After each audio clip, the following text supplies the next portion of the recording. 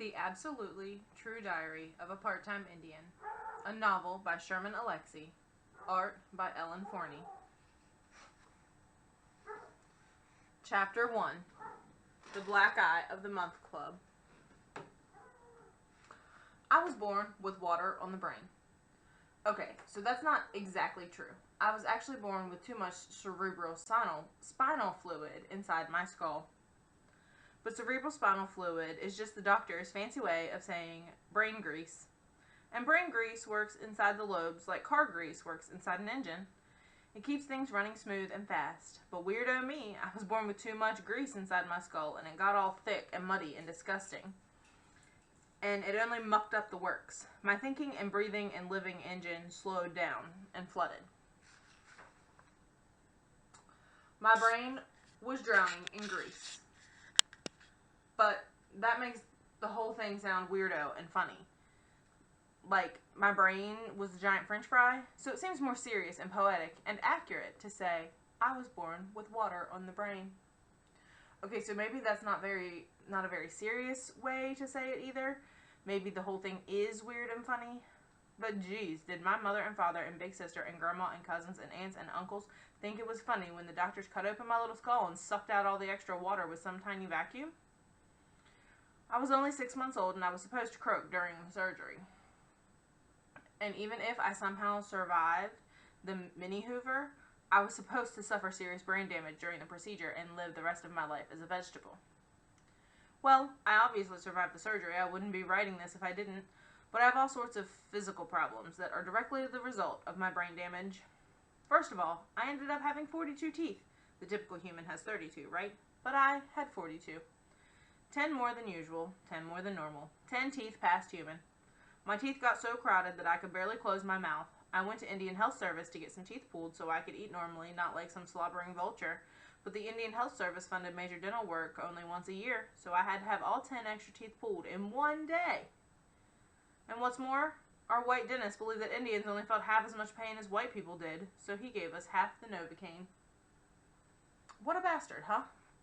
Indian Health Service also funded the eyeglass purchases only once a year and offered one style, those ugly, thick, black plastic ones.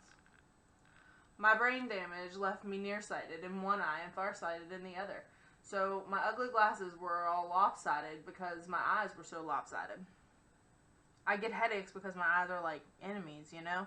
Like, they used to be married to each other, but now they hate each other's guts. And I started wearing glasses when I was 3, so I ran around the res looking like a 3-year-old Indian grandpa. And oh, I was skinny. I'd turn sideways and disappear. But my hands and feet were huge. My feet were a size 11 in 3rd grade. With my big feet and pencil body, I looked like a capital L walking down the road.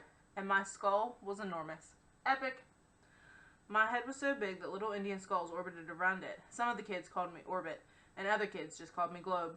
The bullies would pick me up and spin me in circles and put their finger down on my skull and say, I want to go there. So obviously I looked goofy on the outside, but it was the inside stuff that was the worst. First of all, I had seizures. At least 2 a week. So I was damaging my brain on a regular basis. But the thing is, I was having those seizures because I already had brain damage. So I was reopening wounds each time I seized. Yep, whenever I had a seizure, I was damaging my damage. I haven't had a seizure in 7 years, but the doctors tell me that I'm susceptible to seizure activity. Susceptible to seizure activity. Doesn't that just roll off the tongue like poetry? I also had a stutter and a lisp, or maybe I should say a stutter and a lisp. You wouldn't think there's anything life-threatening about speech impediments, but let me tell you, there is nothing more dangerous than being a kid with a stutter and a lisp. A 5-year-old is cute when he lisps and stutters. Heck, most of the time kid actors stuttered and lisped their way into stardom. And geez, you're still fairly cute when you're stuttering and lisping 6, 7, and 8-year-old, but it's all over when you turn 9 and 10.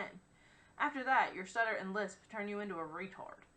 And if you're 14 years old like me, you're still stuttering and lisping, then you become the biggest retard in the world. Everybody on the res calls me a retard about twice a day. They call me a retard when they're pantsing me or stuffing my head in the toilet or just smacking me upside the head. I'm not even writing down this story the way I actually talk because I'd have to fill it with stutters and lisps And then you'd be wondering why you're reading a story written by such a retard. Do you know what happens to retards on the res? We get beat up. At least once a month. Yep, I belong to the Black Eye of the Month Club. Sure, I want to go outside. Every kid wants to go outside. But it's safer to stay at home, so I mostly hang out alone in my bedroom and read books and draw cartoons. Here's one of me.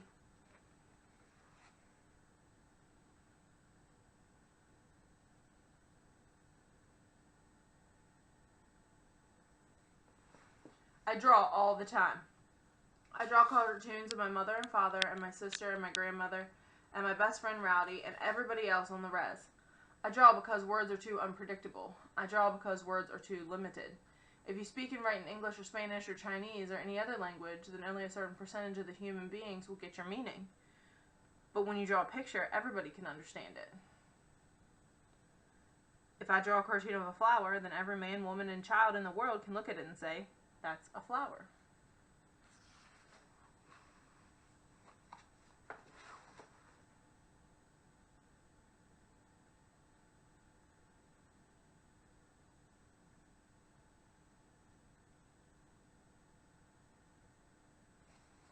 So, I draw because I want to talk to the world, and I want the world to pay attention to me. I feel important with a pen in my hand. I feel like I might grow up and be somebody important. An artist, maybe. A famous artist. Maybe a rich artist. That's the only way I can become rich and famous. Just take a look at the world. Almost all of the rich and famous brown people are artists. They're singers and actors and writers and dancers and directors and poets. So I draw because I feel like it might be my only real chance to escape the reservation. I think the world is a series of broken dams and floods, and my cartoons are tiny little lifeboats.